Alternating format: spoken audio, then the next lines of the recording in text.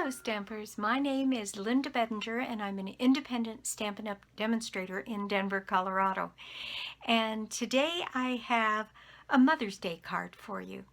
And it is back in this theme that I seem to be in, which is back to your stash. Although I'm using some things that are from the current catalogs, most of the material on this one is from the main catalog. It's like I'm rediscovering the papers and the stamp sets there. Anyway, I'm really pleased with the way this one came out, and I hope you like it. Let's just get started. Here is my card, and I'm using some of this beautiful paper from the Bird Ballad suite, and this is the pattern that I'm using, and I'm cut out these birds here, and in order not to waste paper on this next one, what I found close to the bottom were these little bluebirds. So I'm using just whichever ones make the most sense in cutting out your paper. Now this pretty polka dotted paper on the back here is the back side of this paper. And so what it takes to make this card is I have a Whisper White base, 8.5 by 5.5, cut, scored and folded at 4 1/4. Then I have 2 pieces of this pretty dotted pattern paper, and I just looking at this, and the swishes are going this way on that one, and this way on this one. But since it's all in the background, I don't think it matters. On this one, it's like this one. But I think this would be very pleasing to the eye as well. In any case, we'll find out. So I have 2 pieces of this pattern paper cut at 4 1/8 by 5 3/8 with just the slimmest border around both the inside. And let me show you the inside and the outside. So I did put some of this paper here, and then this white piece is the same size for both the inside and the outside, and that way it really draws the outside into the inside. And then I just felt like I needed to add a little something, and to cut out this bird using the same dies that I used here was too big for down here, and I thought, why not? We don't ever put anything on the top of the card, and isn't that pretty to look at when you open it up? So that's what I did for the inside of the card. So what I'm using is the white base, the pattern paper here, then I have cut out my 3 little birds, and my little bird for the inside, another blue one, and those I've cut out using the stitched nested dies. I think that's what they're called. They're called stitch nested label dies. And so I've used, let's see, which ones did I use? Let me see here. I used, yes, I used this one, which is the 3rd largest. It goes 1, 2, 3, 4, 5, 6, 7, 8. So I always number mine from 1 being the largest to whatever the number is being the smallest, if there's an order to them. And then this little guy got cut out of, so I used the 3rd and the 5th. 1, 2, 3, this one, and then 4, 5, this one. And I cut out the bigger one and the smaller one, and then in the one that's just a little bit larger than that, which is this one, the 2nd largest die, is what I used to cut out the petal pink background here in the back. So you need a piece of Whisper White, a couple pieces of Whisper White to cut out your frame here, and the frame I used from the rectangle stitch dies, and I used number 3, the third one down. Let me just verify that. Yes, the third one down from the largest. And I cut 2 of those. So you need about a half a sheet of Whisper White in order to do that. And then you need a piece of scrap big enough to cut out, this one in the petal pink. And then I've got a 1/2 inch strip for my sentiment here, and I'll show you how I did that. And so that's pretty much it. A little ribbon and a few rhinestones, and we're there. So let's go ahead and I'll show you what it is I did to do this. So the very first thing we can do is place these panels on both the inside and the outside of the card. And for those, I'm just using some snail. And we just need to get them centered on the card. And there's, like I said, very little border going around. I had somebody ask me the other day how it is I get my paper centered on the top of mine. And I start by looking at this margin here and this margin here. Then I can see this corner, and if those 3 margins are equal, the rest of the card will be perfectly fit on there. So that is how I figured that out. Okay, we're going to get a chance to do it again on the inside of the card, because I'm putting down another piece of paper like this. And again, I look at my margin on this edge, then the top edge, and then that third edge. And if those 3 look right, the rest of it will be perfect. Okay, so there we go. There's my 2 pieces for the inside and the outside. Next, this piece of paper has to have our ribbon piece put on it. So we need a small piece of ribbon. I'd say maybe 5.5 inches, something like that, is what we need to go across our card here. And I just set that down towards the bottom here on this piece. And so with my handy silicone mat, I'll use my dot runner and put some glue on the back side of that ribbon, and then just put that in place across the bottom of this card. There we go. And then you anchor those pieces around the back, and that little piece is all ready now to go on our card. And I'm going to put a little extra snail on that ribbon just so that I make sure that it stays put. Now this piece is going to go on the front of my card and be centered. And it's that same principle. If the margins look right on this edge, the top, and then I can see this edge, I should be okay to put down my card. All right, there we go. Now then, this piece, I love the combination of this petal pink and the flowers on this particular pattern are all in some form of this pink or some hues of this pink. So I'm just going to add my snail to the back of this piece and lay this down. And again, this piece is good enough, small enough that you can just hover until you get it right.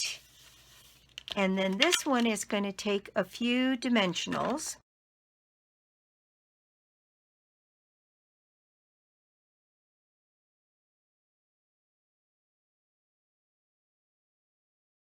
This is ready now to go centered on this piece.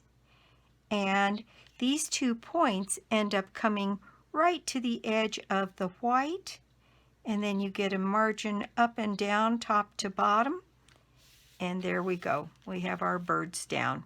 Isn't that just pretty? I'm in love with this whole idea. Okay, so now I decided to put just a little knot bow on the one side, and so I'm going to just tie a knot in my ribbon here. There we go. And the trick to getting a good knot bow is to hold your ends side to side and kind of pull tight.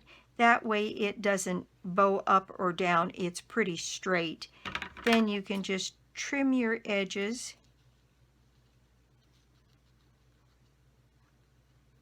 I guess I want them to be going the same direction. And then that requires just a little glue dot on the back of the ribbon.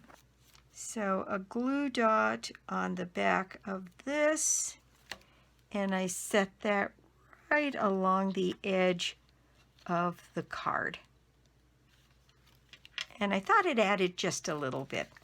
All right, now to get, I have a half an inch of paper. Now, some of us have trouble stamping this exactly right to get it on a piece that's already trimmed. So I'm going to show you what I did to do that. I used my Stamparatus, and I have my Happy Mother's Day stamp mounted here. And let me use my embossing buddy on this before we get started, so that I don't have to get my powder all over my mat in there. Okay, so what I want to do is set this down so that my Happy Mother's Day will be centered on my piece, and then all I'll have to do is trim this edge, and that looks pretty good. Now if I was smart, I would have done it the other way. In fact, I'm going to set it up, and I'm going to show you why I'm going to change it. Because I want this little piece of paper set so that I only have to trim one edge,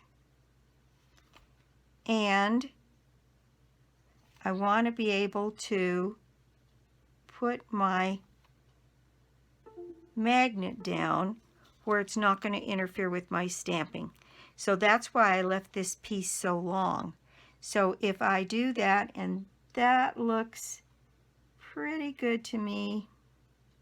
I'm sorry if my head is in the shot here, but in order to get this centered, that's what I have to do. Okay, so now I'm going to use my Versamark on my Happy Mother's Day, and I'm going to stamp that down.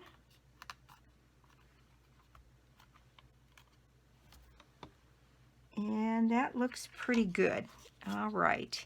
Then I can, that's another thing you can use your Stamparatus for. It's pinpoint stamping. To get it exactly right, sometimes you need the aid of a stamp positioner to help you with that. So I've got my white embossing powder and my message, and I've got a little spoon, and there's my Happy Mother's Day on my piece. That looks pretty good. I'll move this out of the way. I'll quiet the video while I heat emboss this piece.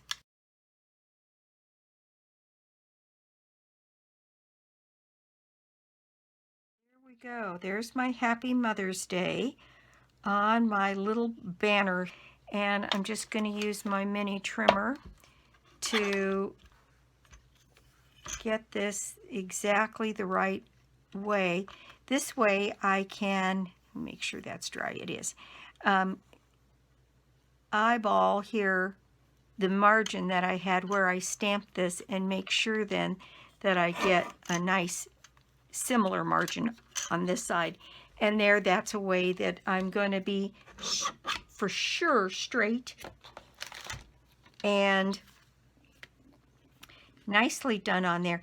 And what I did on this one is I didn't want it to be completely flat on here, But I didn't want to raise it as much as this. I thought it looked better to be a little flatter.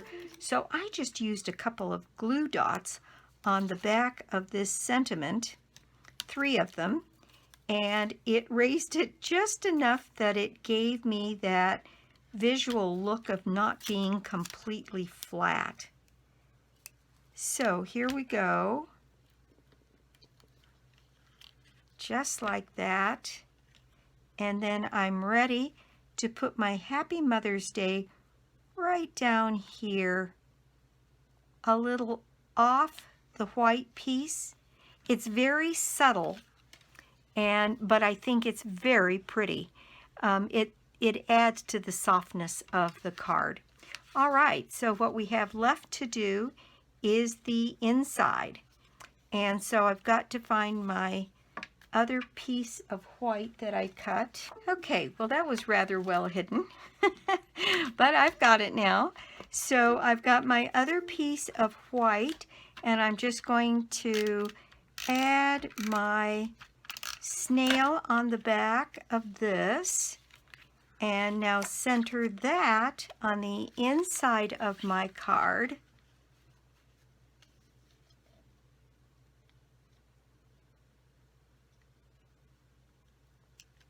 All right, and then take my other little bird and center that at the top of the inside of my card. Okay, this was surprisingly challenging to get set straight. It's just a pretty big expanse of white. That looks pretty good to me. Okay, there we go. So that is the inside of our card. Now I need a couple of these champagne gold rhinestones to put in place, and I put 3 of them on. I put a great big one up in the corner, and I think on this one I'm going to put it in this corner. And then maybe a medium-sized one. You need one with a substantial size. You know, it's funny because these are champagne, but they pick up the pink on this. It looks very nice. Okay, so one little one right down here in this corner on the card. And there we go. That is our project for the day. Thank you so much for stopping by my YouTube channel today. I do so appreciate it. And if you don't already have a Stampin' Up! Demonstrator, I'd love to be your demonstrator, or you could join my team. There's a wonderful offer going on with Stampin' Up! Through Sale-A-Bration, which means it will be in place through the end of the month. To join, buy your starter kit for $99, and it's got about $185 worth of value in there. You get $125 worth of product. You get this cute little and useful little mini trimmer, and then you get a sampler pack of paper out of the mini catalog, and then you get an additional stamp set of your choice out of all of the stamp sets in any of the catalogs. So my phone number and my email are listed below. If you ever want to just chat about it and see if you might be interested, be happy to talk to you about it. Let's see, we've got, this is now the month of March. So for March, I'm doing the Grace's Garden bundle as the prize draw for the month. And that's the stamp set and the dies, Grace's Garden. And all you have to do to put yourself in my drawing is to put an order on my website of any size, lbedinger.stampinup.net. And you can get to it through my blog, www.inkandingenuity.com. This card will be up on my blog in another day or so. Thank you for those of you that have signed up for my online card class. That has been great fun. We had a little flurry of activity yesterday after I put up my video, and I'm tickled to death with the people that are participating. And if you'd like to take a look at it, you can get to it through my blog, Ink and Ingenuity. Anyway, that's it for me, and I'll be back soon with more cards, more projects, and more tips. Bye!